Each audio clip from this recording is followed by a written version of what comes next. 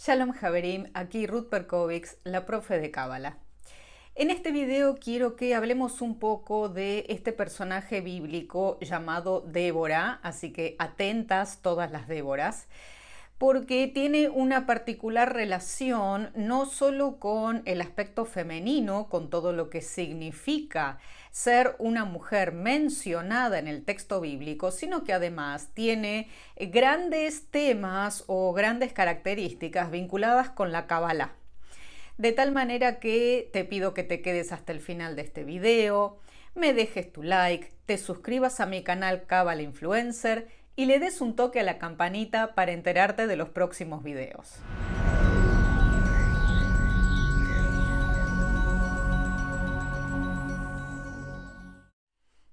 Débora es una de las mujeres más influyentes de todo el Tanaj o el Antiguo Testamento. ¿Quién era Débora? Débora era jueza. Pero esto tiene que ver con ser juez en la época bíblica. No es lo mismo que ser juez ahora. En la época bíblica, ser juez implicaba no solo el reconocimiento general, sino además tener una capacidad y una habilidad y un conocimiento que la mayoría de la gente no tenía en ese momento. Además de todo eso, un nivel moral y ético que difícilmente vemos hoy en día. Ser juez, ser dayan, significaba no solo un gran nivel intelectual, sino de repente estar imbuido con algún conocimiento que va un poco más allá, un poco más elevado de lo meramente intelectual. De tal manera que, por ejemplo, Débora no solo era jueza, sino que además era profeta. Como profeta, ella tenía en su interior la inspiración del Ruach HaKodesh o del Espíritu Santo. Pero además, no solo Débora era jueza y profeta, sino que además Débora era militar, era jefe de ejército. Como si esto fuera poco, además, Débora era propietaria, es decir, en ese momento era muy raro que una mujer pudiera ser empresaria, propietaria, que pudiera ganar su propio dinero a través de rentas, a través de compraventa de distintas cosas, tenía terrenos, tenía vides.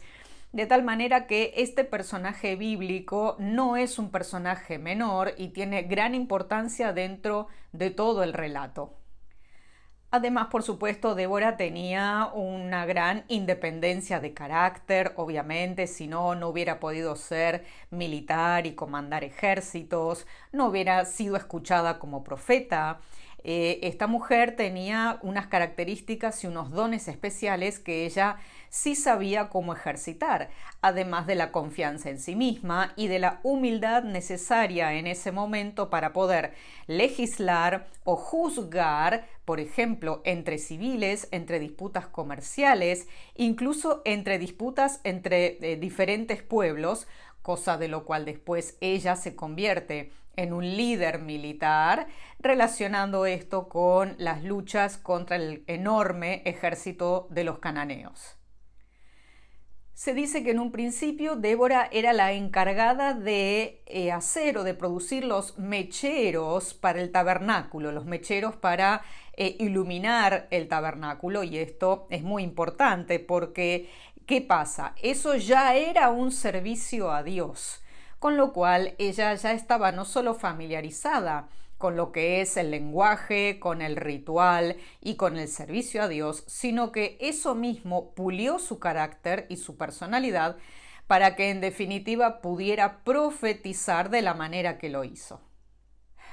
Vamos a hacer una síntesis entonces dentro de lo que es el libro de Jueces, porque Débora, al igual que Sansón, de lo cual podés ver un video aquí, formó parte de la época de los jueces, muy importante, tanto Sansón como Débora, como los demás jueces que seguramente vamos a seguir viendo en esta lista de reproducción en otros videos.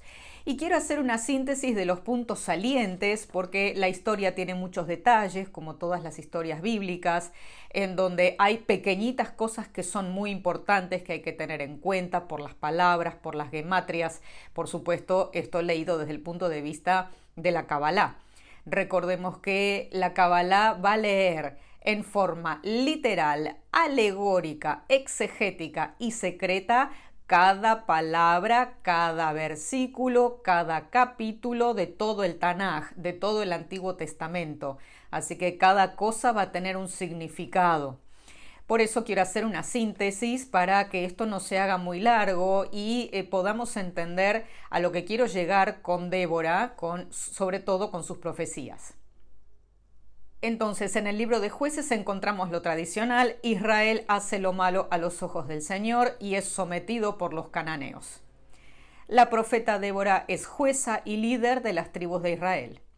Débora recibe y entrega un mensaje profético para declarar la guerra y dice que la misma será ganada a pesar de la enorme diferencia entre el ejército de Israel y el poderosísimo ejército cananeo. Dios confunde el ejército de los cananeos, que finalmente pierden la batalla. El enemigo es derrotado ampliamente, pero queda una sola persona, que es el jefe militar de los cananeos, que se llama Sisra. Sisra busca ocultarse en una tienda, en una carpa, en donde cae con tan mala suerte que se queda dormido en esa misma carpa, que era de Yael, otra mujer importante dentro del texto bíblico, y finalmente Yael lo mata y por lo tanto Israel gana la guerra. Débora tiene la particularidad de haber juzgado a las tribus de Israel durante 40 años debajo de una palmera. Por eso tenemos la obra del Ramak, del Rabí Moshe Cordovero, Tomer Dvora, es decir, la palmera de Débora, que es un tratado de ética. Recordemos que el Ramak fue uno de los principales cabalistas, maestro del Ari, de Itzhak Luria, el más importante de los cabalistas de todas las épocas. Y en Tomer Dvora nos vamos a encontrar con una descripción o con un tratado más bien de moral y de ética, que en principio no contiene grandes trazos de Kabbalah. Sin embargo, cuando entramos a profundizar en esa obra, empezamos a ver cómo se teje una red, de qué manera se puede ir desde lo que es un texto o una frase dicha en forma literal hacia algo más profundo. Sobre Tomer Dvora vamos a hablar en otro video. Pero ¿por qué Débora juzgaba debajo de una palmera y no en una corte? Bueno, porque sucedía que para esa época, aproximadamente el año 1200 antes de la era cristiana, no había suficientes jueces en la tierra de Israel. ¿Qué significa esto? Significa que no había suficientes personas con el mérito moral y ético para ser juez y para poder dirimir en los conflictos o las contiendas entre dos personas o dos empresas o dos pueblos. Ahora tampoco. En este sentido tenemos a Débora, que es única y exclusiva, además del hecho de ser mujer, y con todas sus cualidades. Lo que también sucedía era que no era tan sencillo nombrar un juez.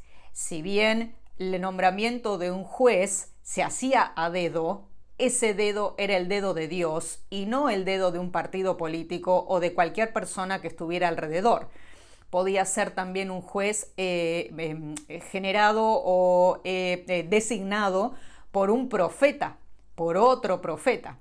Pero aquí, digamos, los orígenes de Débora no figuran tan claramente, por lo menos explicados, ni en lo que es el texto bíblico, ni en el Talmud.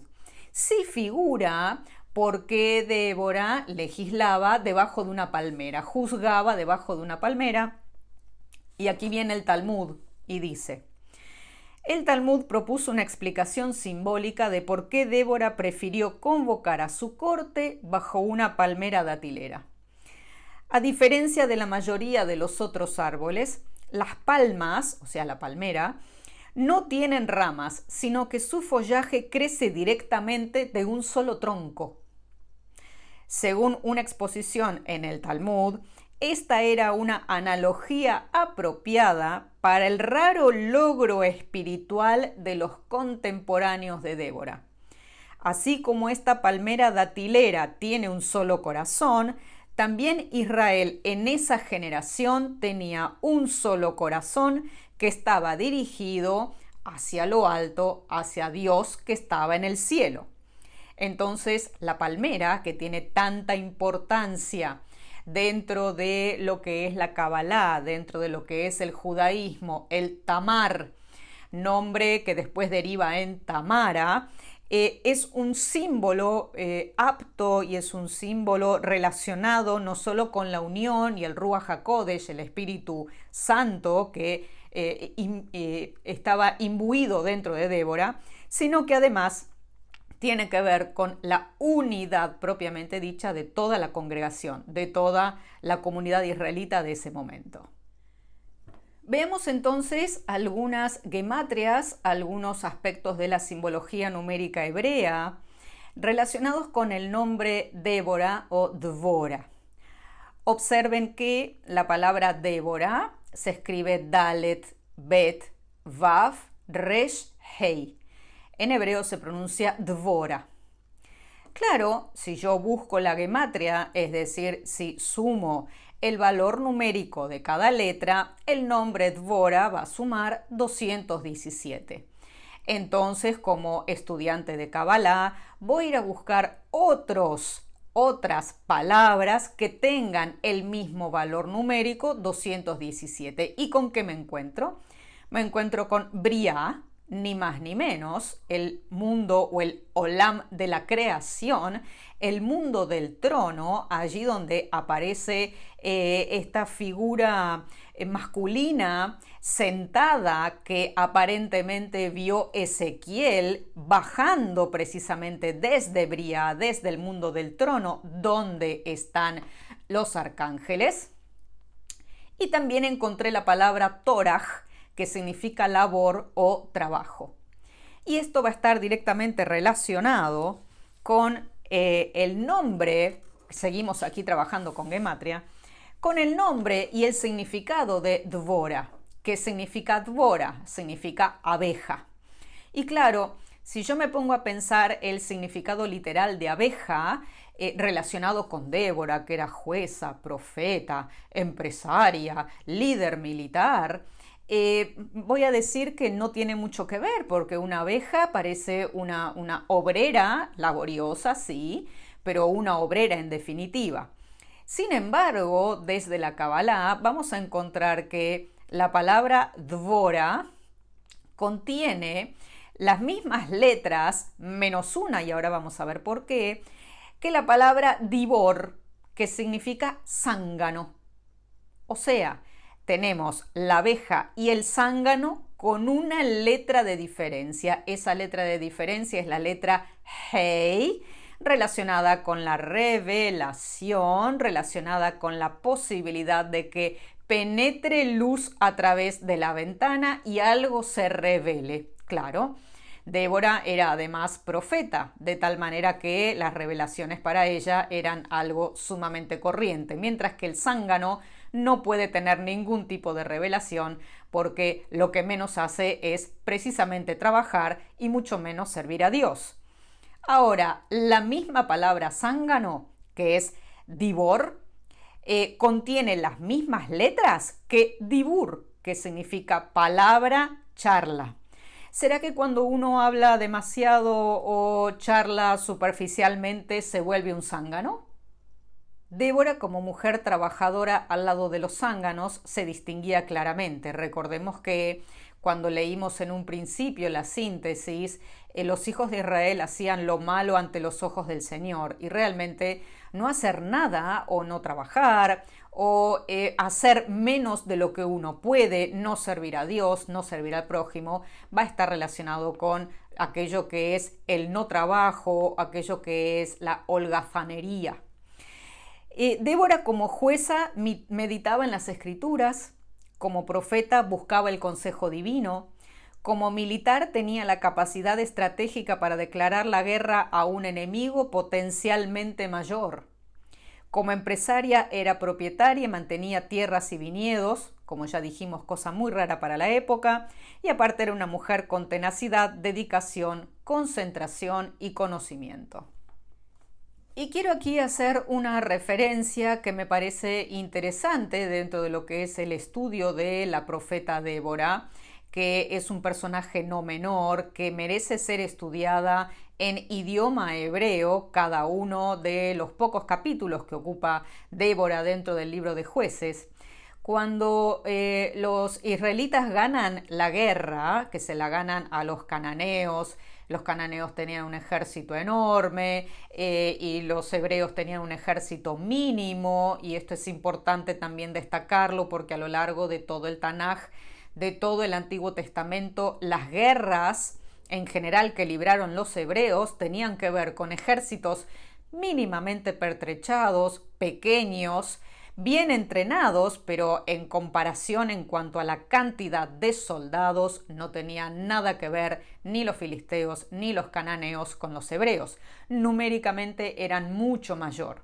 Sin embargo, creemos no solo desde la Cábala, sino desde la exégesis bíblica propiamente dicha, que los hebreos eran asistidos por un ejército mayor. Vamos a ver de qué se trata esto dentro del libro de Jueces, capítulo 5, versículo 23.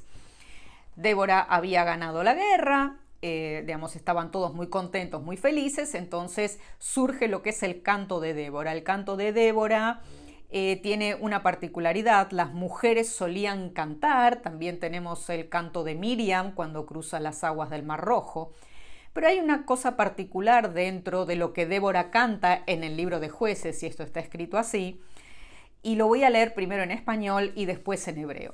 Dice: maldecid a Meroz, dice el ángel del Eterno, maldecid amargamente a sus habitantes, porque no vinieron a ayudar al Eterno contra los poderosos. Muy bien, entonces tenemos que averiguar quién es Meroz. Distintos cabalistas explican que Meroz es un cuerpo celeste, que Meroz es un planeta, y los habitantes de Meroz no vinieron en ayuda del ejército de Israel. Este es un tema no menor cuando nos ponemos a pensar que no solo el ejército de Israel recibía algún tipo de ayuda extra, sino que además estamos pensando en seres extraterrestres. Entonces, vamos a ver quién o qué es este Meroz. Según una opinión del Talmud, la interpretación oral autorizada de los textos bíblicos, Meroz es un cuerpo celeste. Los habitantes de Meroz implican la vida en otro planeta, y esto está escrito en el Tratado de Moed Katán, página 16a, cuyos habitantes no acudieron en ayuda del ejército de los israelitas de ese momento. Mi pregunta es: ¿qué cosas sabía Débora que nosotros no sabemos? Recordemos que la gematria de Débora, que es 217, daba el mismo valor numérico que Briá, el mundo de la creación, allí donde residen los serafines. ¿Tendrá esto algo que ver con Meroz? Resulta entonces que, siguiendo con gematria, que la vamos a ver en otro video, hice la siguiente cuenta. La gematria de Meroz da 253, menos la gematria de Débora da 217. Esto me da una diferencia de 36. ¿Qué palabras encontré con el número 36? Fundamentalmente encontré la palabra El, Aleph, Lamed, Hei, el singular de Elohim. Y cuando voy al diccionario a buscar específicamente a ver qué dice de L, encuentro: L es ellos, Dios, ser supremo, pacto, promesa, lamento, maldición, sagrada.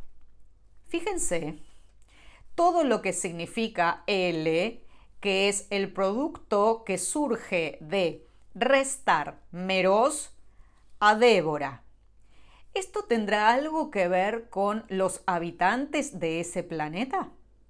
¿Serán los L o los Elohim que están allí y no acudieron en ayuda del ejército de Israel?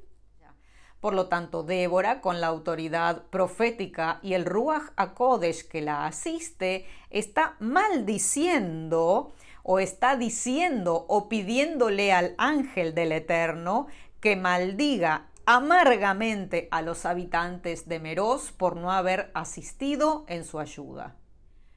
Como vemos, Débora tiene una profundidad y algunos aspectos místicos y cabalísticos muy importantes, dignos de ser considerados. Por lo general, lo que son las mujeres dentro de la Biblia y sobre todo aquellas que pudieran tener algún grado relacionado con lo místico, suelen ser dejadas de lado y no prestadas atención. De hecho, por lo general se las menciona como las esposas de, como la mujer de.